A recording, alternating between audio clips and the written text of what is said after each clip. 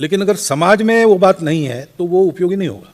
देखिए दोस्तों, बांग्लादेश के हिंदुओं के लिए आदरणीय मोहन भागवत जी ने जो कहा वह आपको सुनना चाहिए। उन्होंने कहा कि बांग्लादेश में जो घटना हुई, बांग्लादेश में अब भी 1.25 करोड़ हिंदू हैं। वो अगर एक हो जाते हैं तो वहां की राजनीति का उपयोग अपने भलाई के लिए कर सकते हैं, अपनी सुरक्षा के लिए कर सकते हैं, लेकिन एक होना पड़ेगा। बांग्लादेश में अब भी 1.25 करोड़ हिंदू है। अगर एक हो जाते हैं तो वहां की राजनीति का उपयोग अपने भलाई के लिए कर सकते हैं, अपनी सुरक्षा के लिए कर सकते हैं, लेकिन एक होना पड़ेगा। सौभाग्य है इस बार उन्होंने तय किया कि हम भागेंगे नहीं, हम वहीं रहेंगे और लड़ेंगे। ये तो तय किया। अब लड़ेंगे तो फिर उनको एक होना आवश्यक रहेगा।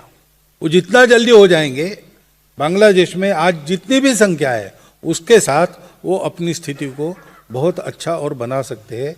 ऐसा बनने में हम अपनी मर्यादा में यहाँ रहकर जो कुछ कर सकते हैं, या दुनिया भर के हिंदू अपने अपने जगह पर जो कुछ कर सकते हैं, वो सब उनके लिए होगा।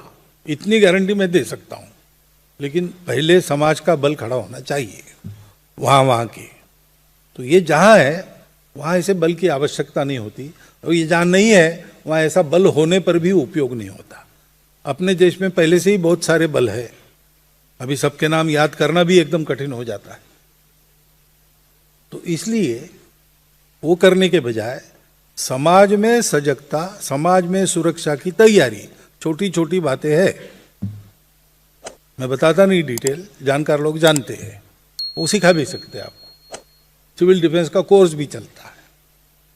ये सब अगर ठीक रहे और हम में थोड़ा ये रहे, मलाकाय तैसे, ऐसा नहीं मुझे क्या पड़ी है, ऐसा नहीं भाई, जो कुछ होता है मुझे भी पड़ी है, क्योंकि मुझ पर पड़ने वाली है, मैंने देखा नहीं। तो ये ध्यान में रखकर, सजग रहकर, सक्रिय रहकर समाज चले तैयारी के साथ, तो ये सब ठीक हम कर सकते हैं और किसी बल की आवश्यकता मुझे नहीं लगती।